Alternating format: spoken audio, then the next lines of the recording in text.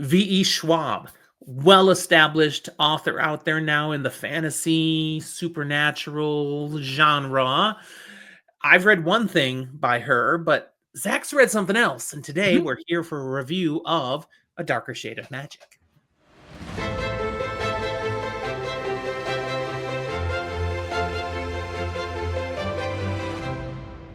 Hi there, and welcome to Fantasy for the Ages, the show where father and son sit down and today actually talk about fantasy. I'm the son of that equation, Zach.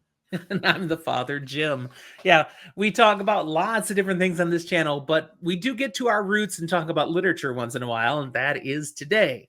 We're going to talk about V.E. Schwab, A Darker Shade of Magic.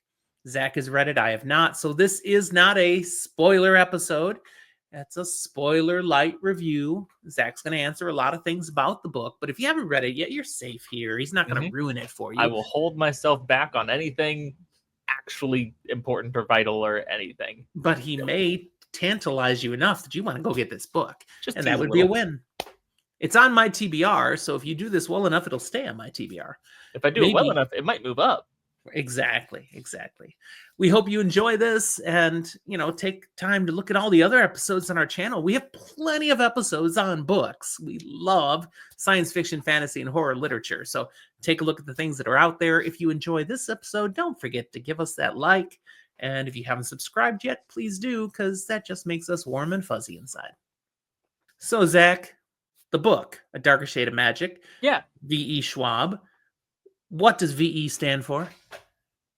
I honestly don't remember. I think it's Victoria, and I don't know what the E is. I wonder if it's sitting right here.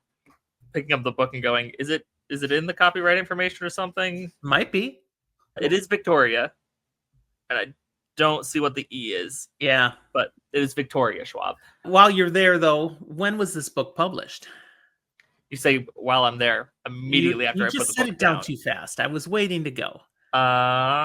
First edition 2015, it looks like. All right, so the book's been out about 9 years. Why, oh why, did you read this book?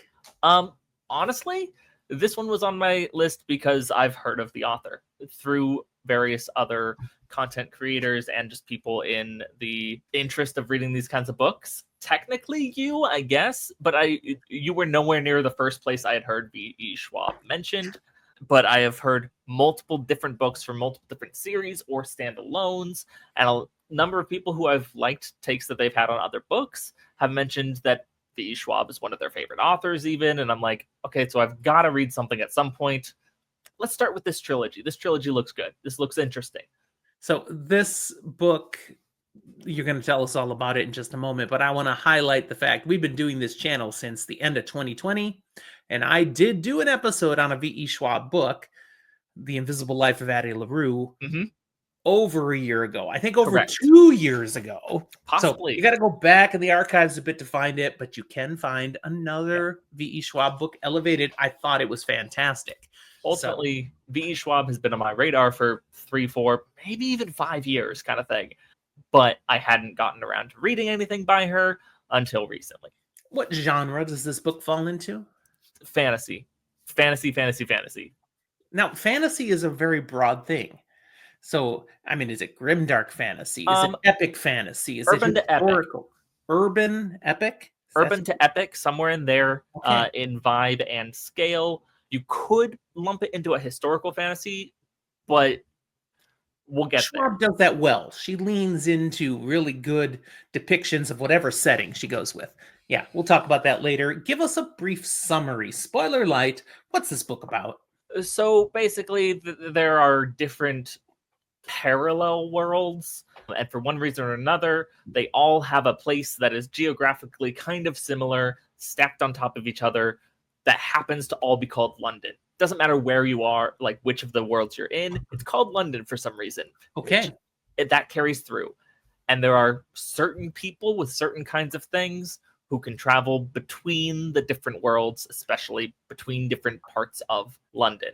Once upon a time, maybe this was available to more people. There were ways to travel between these worlds more, but now it is something very, very special to a very particular few. Okay. And that's the basic premise of where this story comes from. Obviously, there's something that Yeah, happens. anything There's more I could give there is really going to be giving spoilers into two plot and things. stories. But the fact that these worlds are very different, some have more magic than others, leads to what is going on with this. The other thing I can say without giving too much away, while there are 4 Londons on top of each other kind of thing, one of them, the world is gone kaplooey, and that's why they're sealed off to where there's only a few people who can travel between now. So that's the bad London. That's Black London. Black Yeah. London. Ooh. Yeah. Okay. So if I was to ask you to describe the setting of the story, you've got London. And most of this story takes place actually in London, but different Londons and what it is. And some of these worlds are very different than what we would expect, and others are London in the 1800s. I don't remember there's an exact year, but kind of the tail end of, I want to say King George III, but that's me not knowing my British history very well. So these different parallel worlds, are they also different timelines then? So some of the Londons are more advanced or even farther back? It doesn't really seem to specify, save for the fact that the access of how much magic you have or not is going to drastically change what the world looks like and what you look at. For example, like if you can use magic for something, why would you use a combustion engine? Because you've got magic doing it. So like And it puts the kibosh on the Industrial Revolution because it's magic. a difference of things. So it's like, is it more technologically advanced or is it just more magical? Hard to say. London is clearly an emphasis, but do parts of the story happen elsewhere outside of London? Not really in this book. Okay, so this is the first book in a series? Yes, there's a trilogy.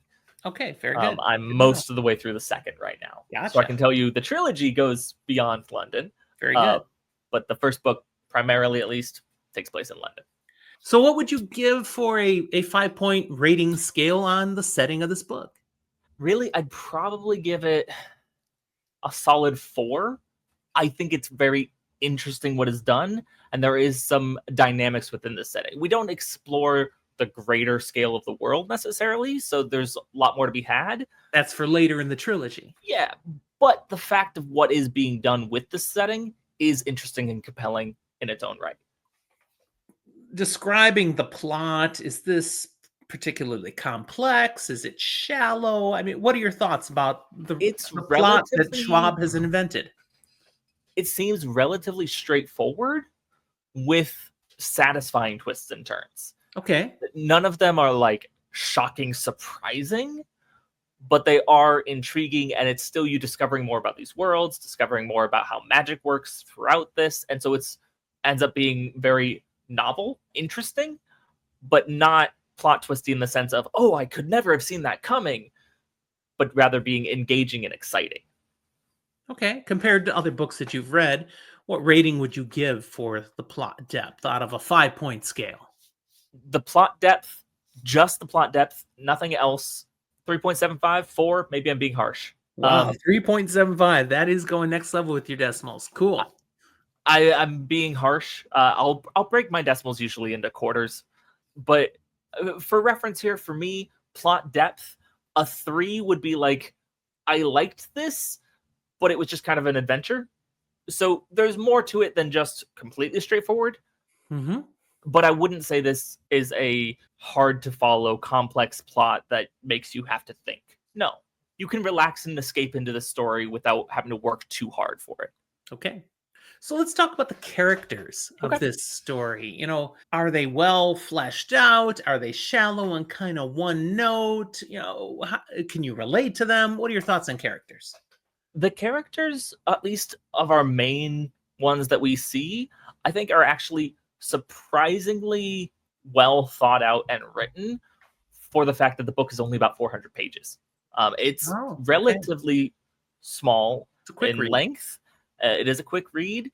We don't spend a lot of time just like sitting in one place contemplating with the characters and growing in there, and yet through their actions and the way that they view things and the way that they do things, you do see variations within characters. You get to see interactions that are interesting in their own rights, not just for the singular character.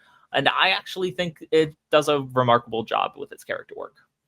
So 5-point rating scale again. What would you give for characters?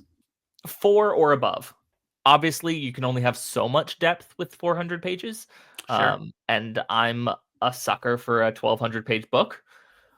But for what we get, we do see some very interesting things, quick little nuggets that show there's more to some of these characters than we have really been told, but it does a great job of show, not tell for characters. Now, you've mentioned this is book 1 of a trilogy, Mhm. and you're most of the way through book 2 already. So does it just extend the story further, or is this book and its character growth and arc end, and then the next book is a totally different thing?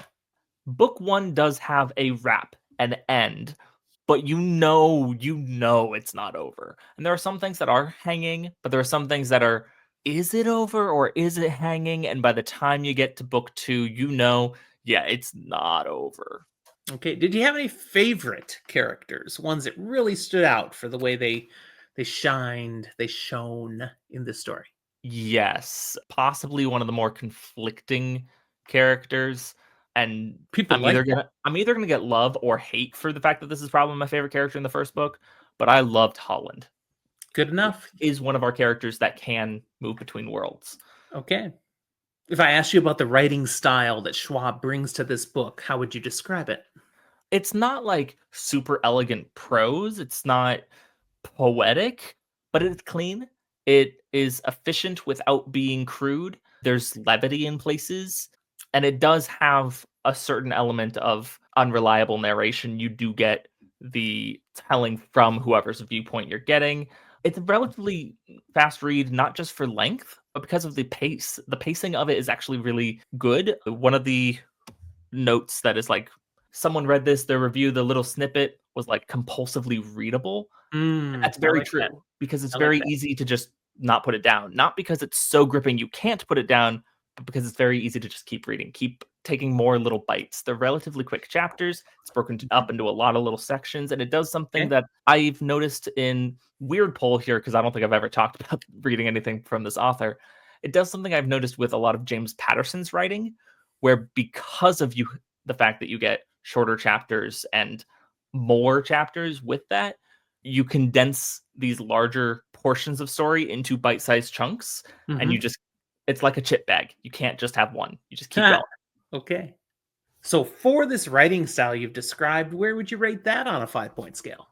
Gosh, so much of that feels subjective to me, Amen. simply because some people love something that's really dense and poetic, and some people hate that. But this is your rating. So for my subjective thing, it was light. It was easy to engage with the story, but there were some nice moments of how things were phrased here and there. I'll give it a 4. Perfect. Themes. Are there any particular themes that jump out that Schwab is trying to drive home in this novel? There's certain amounts of comparing duty to freedom, individuality, and a search for that, the desire for power, whether that be political or magical, That comes up um, in so many of these fantasy stories. and some level of like good and evil in that sense, a seeking of balance, and whether it is more important to seek balance in life or power and domination. Sure. If somebody was thinking to pick up this book, is there any warnings that you would give them based on the content? For general readers of fantasy and things, I'd probably actually err on the side of no. Pretty tame then. I think it's Okay. pretty tame in that vein. Now, if you don't read fantasy or you don't read some of these sorts of things, I might throw out there that, like, yeah, there's going to be some violence, not overly graphic. What there is sometimes, though, is like there's some level of blood usage here and there that could be icky to some people. Icky. There are certain forms of magic that need blood for use.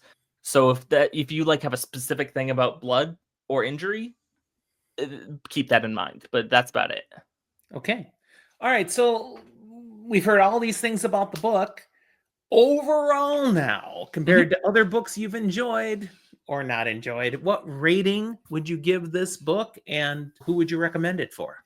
Yeah, I gave this book a 4.25 for me. It's definitely above my standard of a book that I like. It's not Yeah. quite into my like top tier, but really what that comes down to is it wasn't long enough for me. There wasn't enough gravitas. There wasn't enough depth to the story and characters. Okay. Okay. But I liked it enough that I wanted there to be more. So I'm definitely Mm, going on to read the trilogy, and the whole trilogy might get a higher rating for me overall. there you But go. this singular book, 4.25. Okay. Um, and honestly, it's easy to read. It's I'd encourage approachable. it to most people who enjoy fantasy. I think Perfect. it's something that is a very easy thing to just slip into other things you're reading. And while it may not be your favorite book you've ever read, you won't have any regrets for reading it. Beautiful.